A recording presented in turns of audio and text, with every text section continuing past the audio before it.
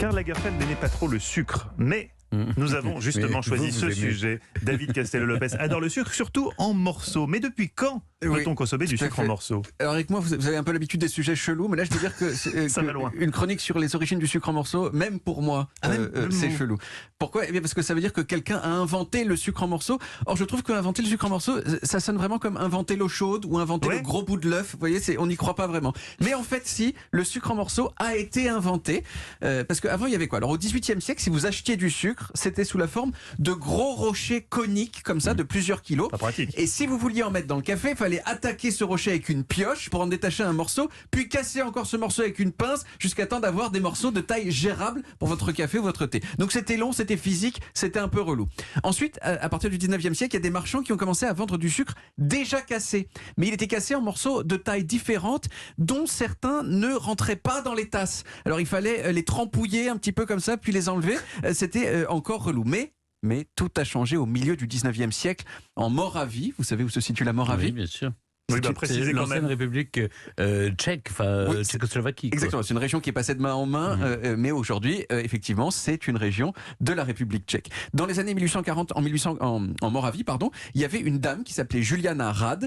Juliana, elle était mariée au directeur d'une raffinerie de sucre qui s'appelait Jacob, et un jour, en attaquant un de ces gros cônes en sucre avec un pic à sucre, Juliana, elle s'est coupée.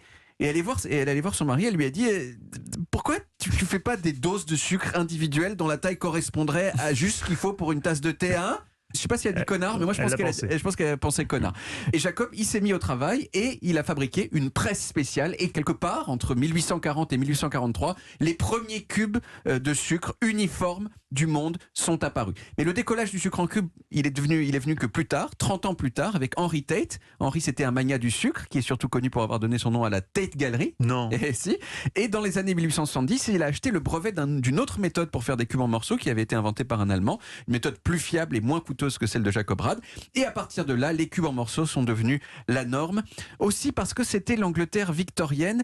Et pour les gens de cette époque, il y avait quelque chose d'à la fois très convenable, propre et moderne dans le fait d'avoir des cubes de sucre d'une forme si parfaite, si standardisée.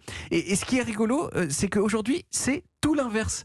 Aujourd'hui, le comble du chic pour un morceau de sucre, c'est précisément de ne pas être standardisé, c'est d'être irrégulier, c'est qu'on sente sur lui l'imprévisibilité de la main humaine et le chaos jamais tout à fait domptable de la nature. Voyez, et vous voyez, aujourd'hui, même dans les supermarchés maintenant, les sucres les plus chers, c'est précisément ceux qui sont comme ça.